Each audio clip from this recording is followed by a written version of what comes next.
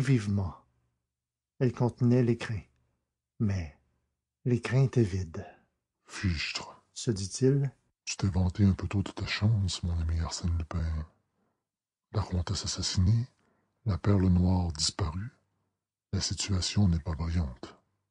Filons, sans quoi tu risques fort d'encourir de lourdes responsabilités. Il ne bougea pas, cependant. Filer? Oui, un autre filerait. Mais Arsène Lupin?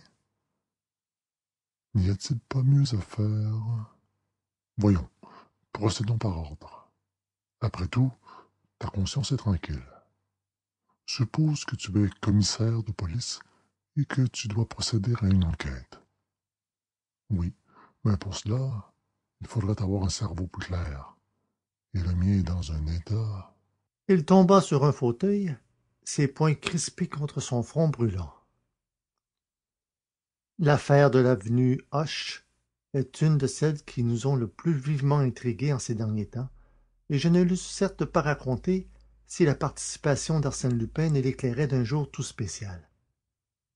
Cette participation, il en est peu qui la soupçonnent. Nul ne sait en tout cas l'exacte et curieuse vérité. Qui ne connaissait, pour l'avoir rencontrée au bois, Léontine Zalti, l'ancienne cantatrice, épouse et veuve du comte d'Andillot, la Zalti dont le luxe éblouissait Paris il y a quelque 20 ans, comtesse d'Andillot, à qui ses parures de diamants et de perles valaient une réputation européenne? On disait d'elle qu'elle portait sur ses épaules le coffre-fort de plusieurs maisons de banque et les mines d'or de plusieurs compagnies australiennes. Les grands joailliers travaillaient pour la Zalti comme on travaillait jadis pour les rois et pour les reines. Et qui ne se souvient de la catastrophe où toutes ces richesses se furent englouties? Maisons de banque et mines d'or, le gouffre dévora tout. De la collection merveilleuse, dispersée par le commissaire-priseur, il ne resta que la fameuse perle noire. La perle noire, c'est-à-dire une fortune si elle avait voulu s'en défaire. Elle ne le voulut point. Elle préféra se restreindre, vivre dans un simple appartement, avec sa dame de compagnie, sa cuisinière et un domestique, plutôt que de vendre cet inestimable joyau. Il y avait à cela une raison qu'elle ne craignait pas d'avouer. La perle noire était le cadeau d'un empereur. Et presque ruinée, réduite à l'existence la plus médiocre, elle demeura fidèle à sa compagne des beaux jours. Moi, vivante, Disait-elle, je ne la quitterai pas. du matin jusqu'au soir, elle la portait à son cou. La nuit, elle la mettait dans un endroit connu d'elle seule. Tous ces faits rappelés par les feuilles publiques stimulèrent la curiosité et, chose bizarre, mais facile à comprendre pour ceux qui ont le mot de l'énigme, ce fut précisément l'arrestation de l'assassin présumé qui compliqua le mystère et prolongea l'émotion. Le surlendemain, en effet, les journaux publiaient la nouvelle suivante. On nous annonce l'arrestation de Victor Danègre, le domestique de la comtesse d'Andillot. Les charges relevées contre lui sont écrasantes. Sur le manche en lustrine de son gilet de livrée que M. Dudouis, le chef de la sûreté, a trouvé dans sa mansarde, entre le sommier et le matelas, on a constaté des taches de sang.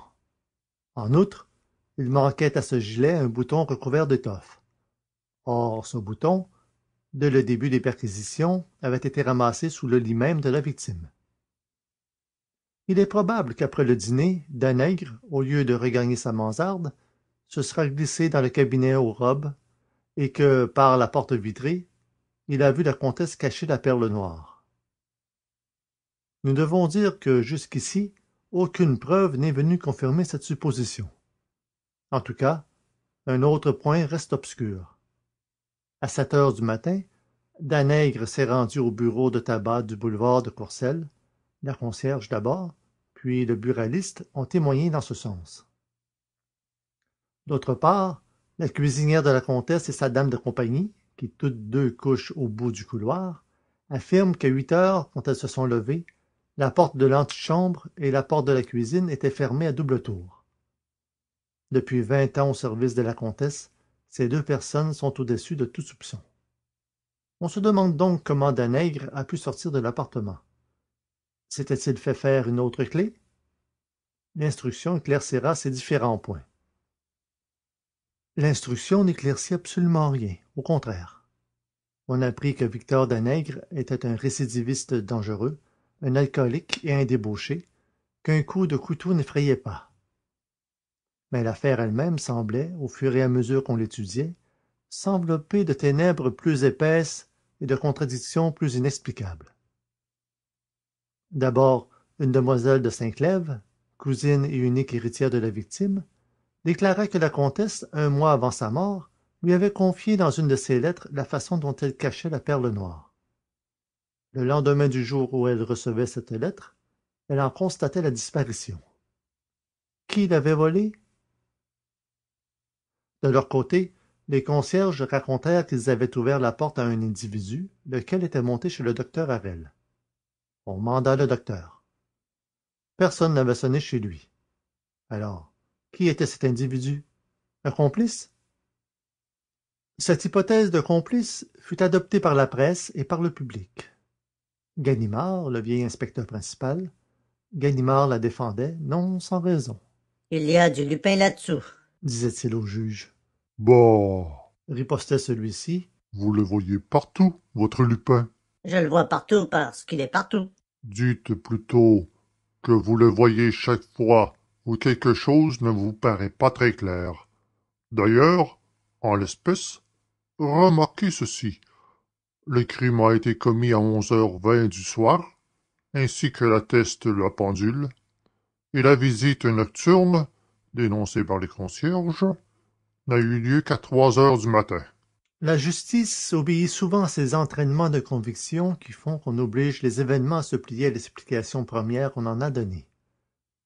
Les antécédents déplorables de Victor Danègre, récidiviste, ivrogne et débauché, influencèrent le juge, et bien qu'aucune circonstance nouvelle ne vînt corroborer les 2 ou 3 indices primitivement découverts, rien ne put l'ébranler. Il boucla son instruction. Quelques semaines après, les débats commencèrent. Ils furent embarrassés et languissants. Le président les dirigea sans ardeur. Le ministère public attaqua mollement. Dans ces conditions, l'avocat de Danègre avait beau jeu. Il montra les lacunes et les impossibilités de l'accusation. Nulle preuve matérielle n'existait. Qui avait forgé la clé, l'indispensable clé sans laquelle Danègre, après son départ, n'aurait pu refermer à double tour la porte de l'appartement? Qui l'avait vu, ces clés, et qu'étaient-elles devenues? Qui avait vu le couteau de l'assassin, et qu'était-il devenu? En tout cas, Concluait l'avocat. prouvez que c'est mon client qui a tué. Prouvez que l'auteur du vol et du crime n'est pas ce mystérieux personnage qui s'est introduit dans la maison à 3h du matin. La pendule marquait 11h, me direz-vous? Et après, ne peut-on mettre les aiguilles d'une pendule à l'heure qui vous convient? Victor Danègre fut acquitté.